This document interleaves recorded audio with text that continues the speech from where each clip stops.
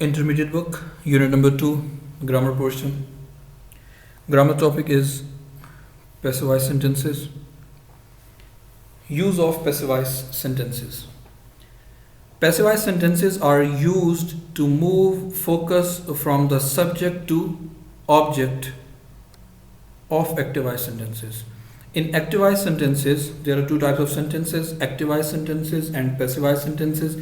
In active sentences, all the focus is on subject. But in passive sentences, the difference is meanings are the same, but the difference is we focus on object, means object becomes a subject. In active sentences, subject is important, and in passive sentences, our object it becomes subject. Focus is on object, and our object becomes a subject. For example, here Charles Dickens wrote Black House in 1852. It is simple past sentence. Charles Dickens wrote Black House in 1852. Subject is Charles Dickens, okay, and object is Black House. It's the name of the book, Black House.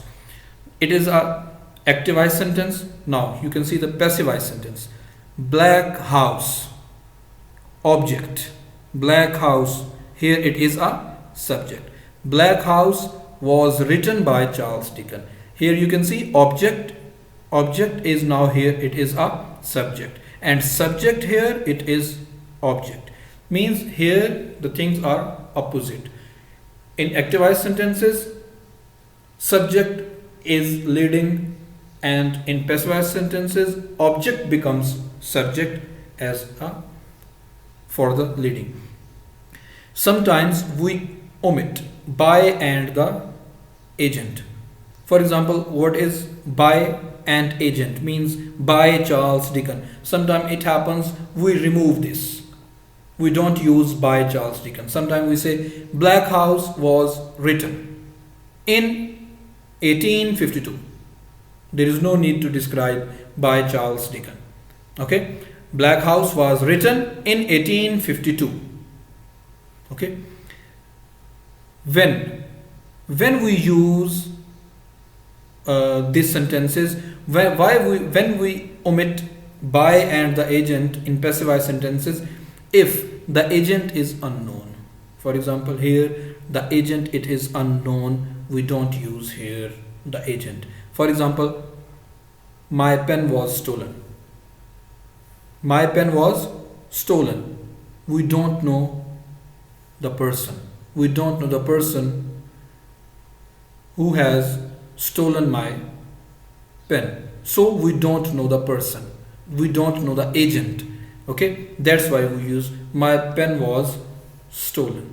Okay, we don't know who was the person. Okay, number 2. If the agent is not important.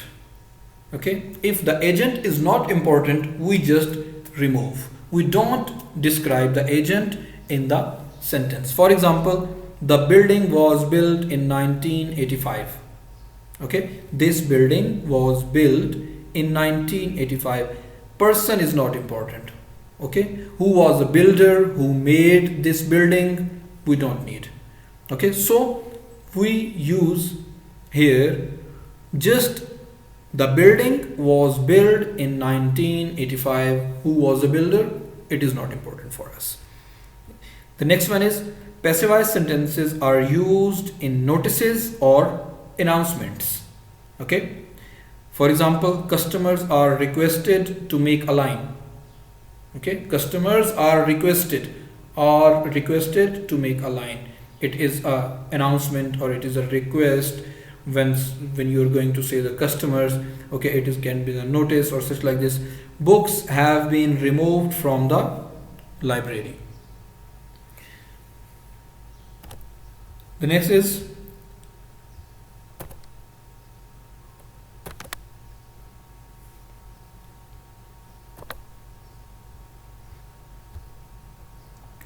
present simple passive.